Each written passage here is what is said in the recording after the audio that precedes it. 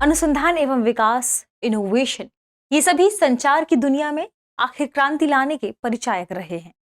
आज हम अनुसंधान के लिहाज से, विकास के लिहाज से भारत ने पिछले वर्षों में क्या कुछ नया किया है, क्या कितना व्यय हमने विश्वविद्यालयों के निर्माण में, उपाधियों को प्राप्त करने में, यानी डॉक्टरेट की उपाधियों को प्राप्त करने में, अनुसंधान में किया है, इसके बारे में चर्चा करने वाले हैं।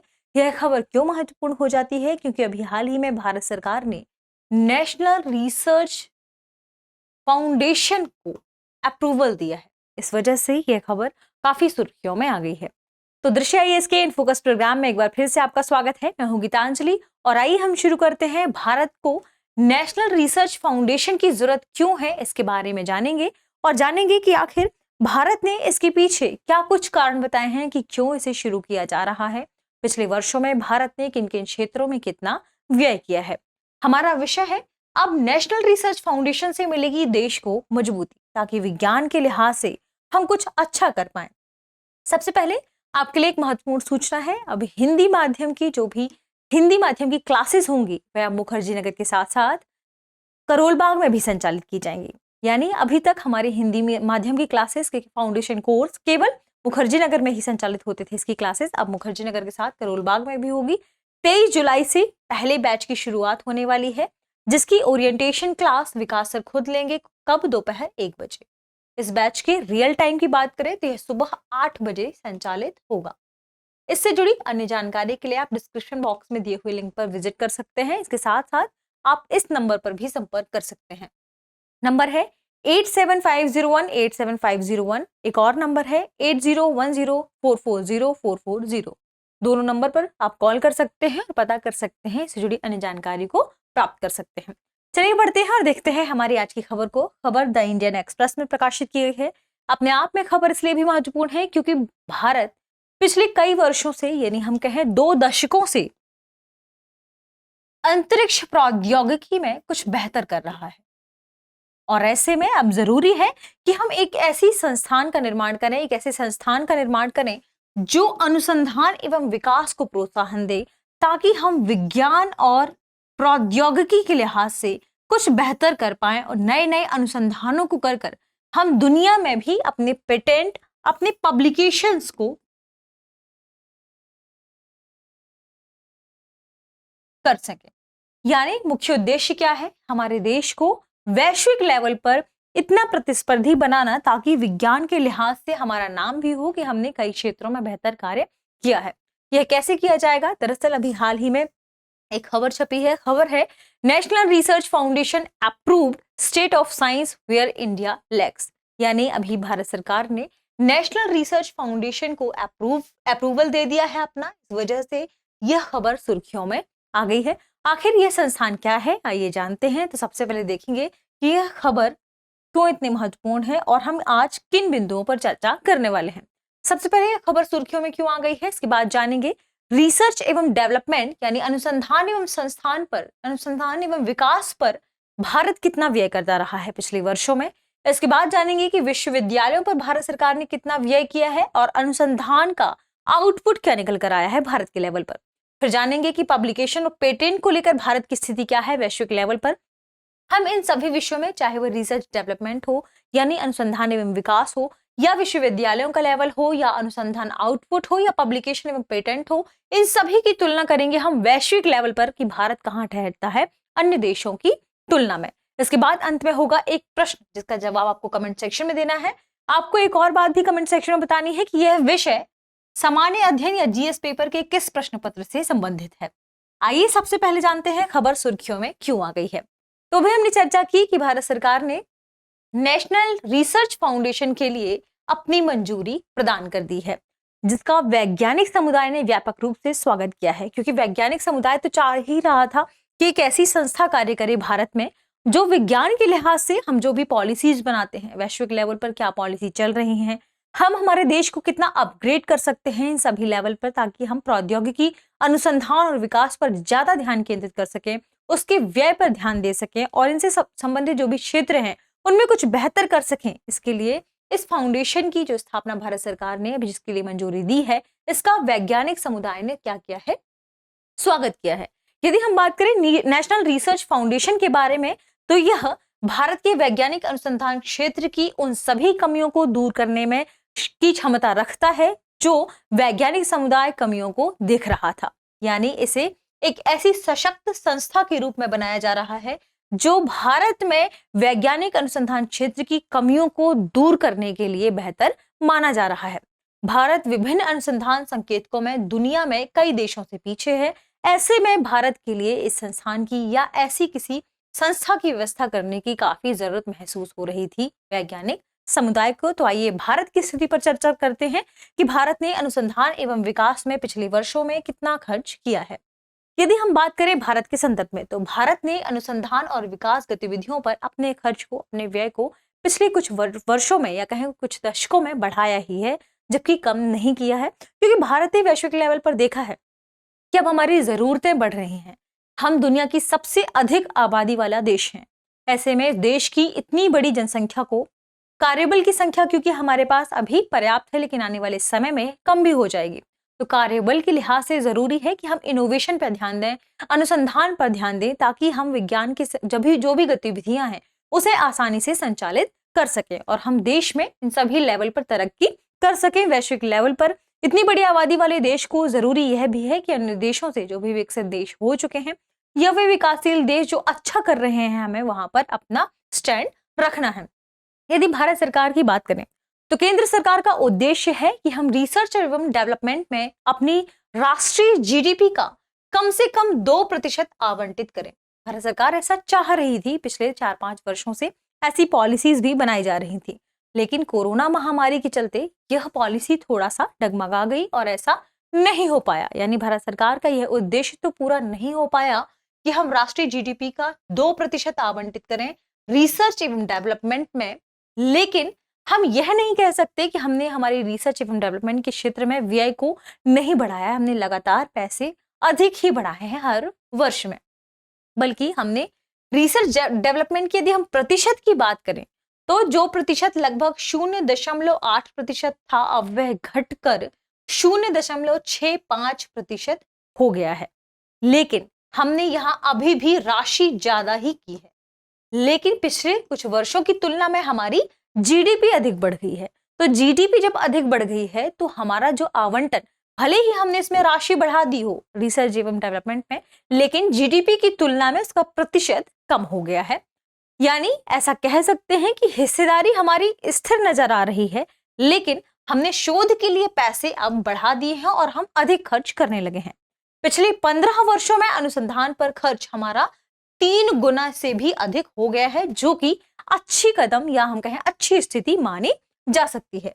हम कुछ पिछले वर्षों की तुलना कर लेते हैं। वर्ष 2007-8 में जहां हम 39,437 करोड़ रुपए खर्च करते थे, यानी लगभग 40,000 करोड़ रुपए खर्च करते थे, वहीं वर्ष 2020-21 तक हमने 1.27 लाख करोड़ रुपए खर्च किया है। इससे भी अधिक राशि हमने अनुसंधान एवं विकास में खर्च की है, जो कि एक अच्छा कदम माना जा रहा है।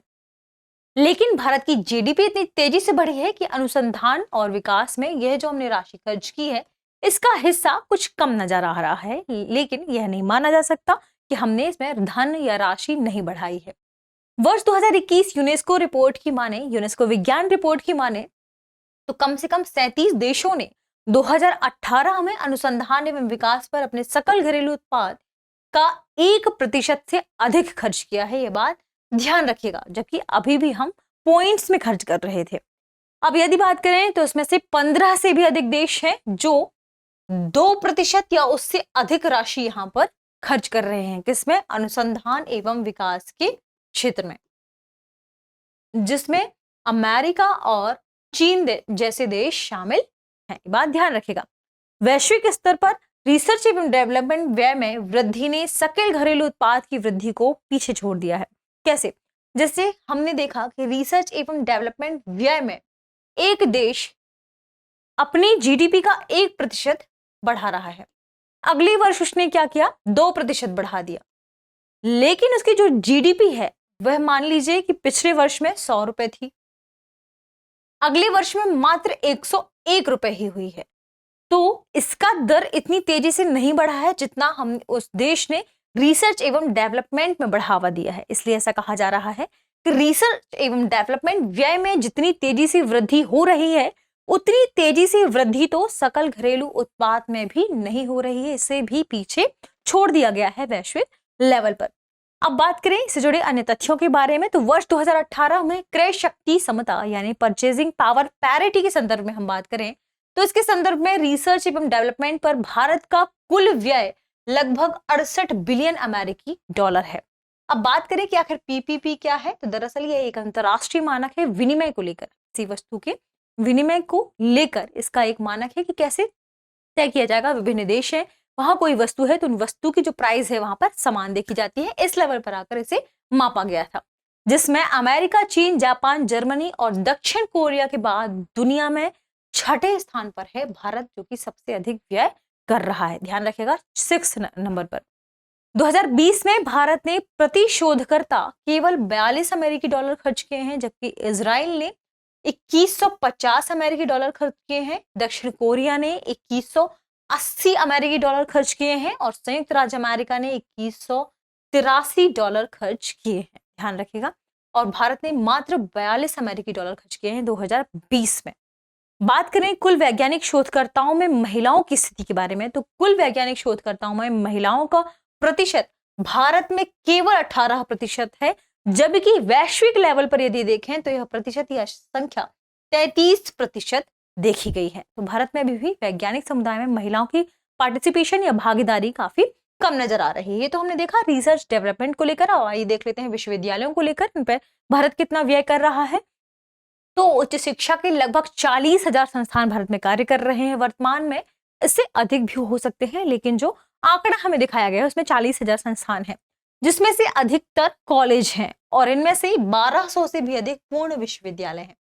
लेकिन इतने अधिक विश्वविद्यालय और कॉलेज होने के बावजूद ऐसा देखा जा रहा है कि भारत में अनुसंधान में ये अधिक सक्रिय नहीं है।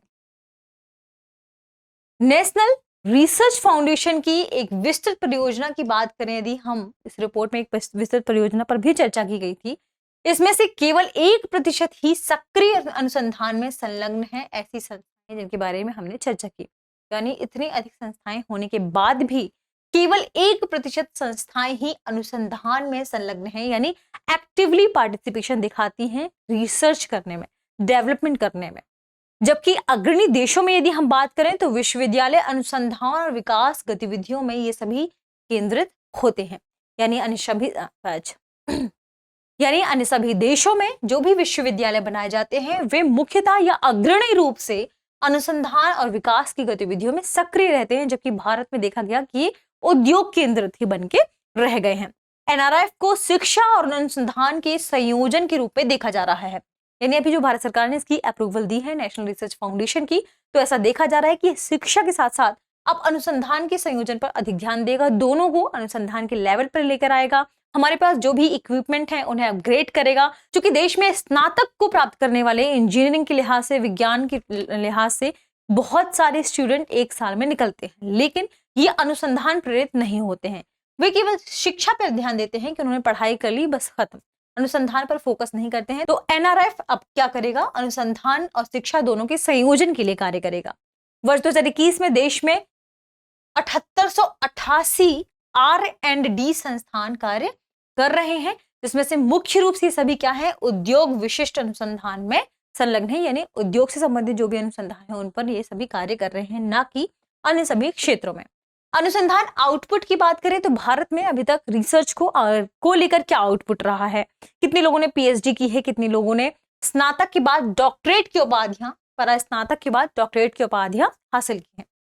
भारत ने वर्ष 2020-21 में 25,550 डॉक्टरेट उपाधियां दी हैं, जो अपने आप में बड़ी संख्या है, जिसमें से 14,983 विज्ञान और इंजीनियरिंग विषयों में है। तो आप समझ सकते हैं कि भारत के पास कितने लोग अनुसंधान के लिए होने चाहिए। लेकिन जो कि भारत की अपनी क्या है, आबादी काफी अधिक है, जो कि यदि हम बात करें वैश्विक लेवल पर तो यह लगभग 49% निकल कर आता है। ठीक है, तो 49% अनुपात अन्य देशों की तुलना में काफी बेहतर माना जा सकता है। भारत कुल मिलाकर फिर भी अभी भी 7वें स्थान पर, इस बात को ध्यान रखिएगा, किसके लिहाज से, डॉक्टरेट की उपाधियों के लिहाज से। भारत का विज्ञान और इंजीनियरिंग डॉक्टरेट का आउटपुट, एनुअल आउटपुट शीर्ष पर है, लेकिन कब शीर्ष पर है? जब अमेरिका, चीन और यूनाइटेड किंगडम इससे अधिक है, यानी 4th नंबर पर आप कह सकते हैं। ठीक है, ध्यान रखिएगा। यानी हम विज्ञान एवं इंजीनियरिंग डॉक्टरेट को लेकर ठीक तरीके से कार्य कर रहे हैं। अन्य देशों की तुलना में 4th रैंक पर हैं हम इस लेवल पर। फर्स्ट में है अमेरिका, दूसरे में है चीन, तीसरे नंबर पर है यूनाइटेड किंगडम और चौथे नंबर पर है भारत। आबादी के कारण भी इस अनुपात को काफी कम आंका जा रहा है, क्योंकि भारत की आबादी अपने आप में काफी अधिक है, यानी यह आनुपातिक रूप से प्रभावशाली नहीं देखा जा रहा है। अब बात करें इसी से संबंधित अन्य तथ्यों के बारे में, तो भारत में प्रति मिलियन जनसंख्या पर शोधकर्ताओं की संख्या मात्र 262 है, जबकि ब्राजील में 888 है, दक्षिण अफ्रीका में 484 है, मैक्सिको में 349 है। तो ऐसे कई विकासशील देश हैं, यदि हम उनसे तुलना करें तो भारत की स्थिति क्या कहा जा सकता है कि बहुत अच्छी नहीं है। वर्ष 2001 और 2020 के बीच की यदि हम बात करें तो अमेरिकी विश्वविद्यालय में डॉक्टरेट की उपाधि प्राप्त करने वाले लगभग 94% भारतीयों में से, जिनकी संख्या कितनी है? 94%। कितने लोग वहां पर डॉक्टरेट की उपाधि प्राप्त कर रहे हैं यदि हम बात करें तो 36,565, जिनमें से मिली कितने लोगों को थी? 34,241। कब? 2001 से 2020 के बीच की बात कर रहे हैं अमेरिकी विश्वविद्यालयों के संदर्भ में। इनमें से लगभग 94% विज्ञान एवं इंजीनियरिंग विषयों से संबंधित है, जो अपने आप में बड़ी बात है। यानी हमने यानी अमेरिका में जो लोग पढ़ रहे हैं उनमें से 36,565 डॉक्टरेट उपाधि प्राप्त करने वालों में से विज्ञान की और इंजीनियरिंग की कितने हैं? 34,241। यह हमने देखा अनुसंधान आउटपुट को लेकर क्या स्थिति है। अब आइए देख लेते हैं पब्लिकेशन और पेटेंट को लेकर। भारतीय शोधकर्ताओं ने वर्ष 2020 में दुनिया भर के विज्ञान और इंजीनियरिंग पत्रिकाओं में कितने लेख लिखे हैं? देखिए 1,49,213 लेख लिखे हैं और प्रकाशित हुए भी हैं। एक दशक पहले की तुलना में लगभग 2.5 गुना अधिक है। यानी हम पब्लिकेशन के लिहाज से बेहतर कार्य कर रहे हैं, लेकिन फिर भी जनसंख्या के लिहाज से यदि हम बात करें, डॉक्टरेट प्राप्त करने वाले बच्चों के हिसाब से बात करें, उपाधि प्राप्त करने वालों बच्चों के हिसाब से बात करें तो यह अभी भी कम देखा जा रहा है। यानी हालांकि ये सभी लेखों का मात्र 5% है, इस बात को ध्यान रखिएगा। जबकि चीनी शोधकर्ताओं में यह इनका योगदान लगभग 23% है और अमेरिकी शोधकर्ताओं में इनका योगदान 15.5% है। भारत का मात्र 5% है, ध्यान रखिएगा, काफी कम देखा जा रहा है। वर्ष 2021 में भारत में कुल 61,573 पेटेंट दायर किए गए। खुश मत होइए, यानी यहाँ पर लिखा है 61,573, जो कि अपने आप में बड़ी संख्या है, लेकिन ध्यान रखिएगा कि चीन ने वर्ष 2021 में ही 16 लाख और अमेरिका ने वर्ष 2021 में ही 6 लाख पेटेंट यहाँ पर दायर किए हैं, जो कि अपने आप में बड़ी संख्या है यदि हम भारत से तुलना करें तो यानी दुनिया में अभी पेटेंट के लिहाज से भारत 6वें नंबर पर है। ठीक, इसे ध्यान रखेगा। अब आपके लिए एक महत्वपूर्ण प्रश्न है। प्रश्न यह है कि भारत में विज्ञान अनुसंधान और विकास को लेकर कौन सा मंत्रालय और मंत्रालय का कौन सा विभाग कार्य कर रहा है? इस प्रश्न का सही जवाब देना है आपको कमेंट सेक्शन में। मिलते हैं अगले विषय के साथ, तब तक पढ़ते रहिए, रिवीजन करते रहिए। शुक्रिया।